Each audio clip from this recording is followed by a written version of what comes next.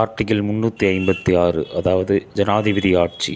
ஒரு மாநில அரசை கலைத்துவிட்டு அங்கு ஜனாதிபதி ஆட்சியை கொண்டு வருவதுதான் ஆர்டிகிள் 356. சரி, ஒரு மாநிலத்தில் ஜனாதிபதி ஆட்சி அமல்படுத்திய பிறகு மீண்டும் கலைக்கப்பட்ட அதே ஆட்சி தொடருமா?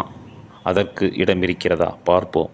1999ஆம் ஆண்டு பீகாரை ஆண்ட ராபரி தேவியின் ஆட்சி காலத்தில் ரன்வீர் சேனா என்ற ஒரு அமைப்பு இருந்தது. அது ஒரு தனியார் இராணுவம் என்று அழைக்கப்படும். ஆனால் அது ஒரு அடியாட்கள் கும்பல். அந்த அடியாட்கள் கும்பல் சுமார் 22 தலித்துகளை அடித்து துன்புறுத்தி மரணிக்கச் செய்தது. காரணம், அந்த தலித்துகள் அந்த உழைக்கும் வர்க்கத்தினர் ஊதிய உயர்வு கேட்டதற்காக.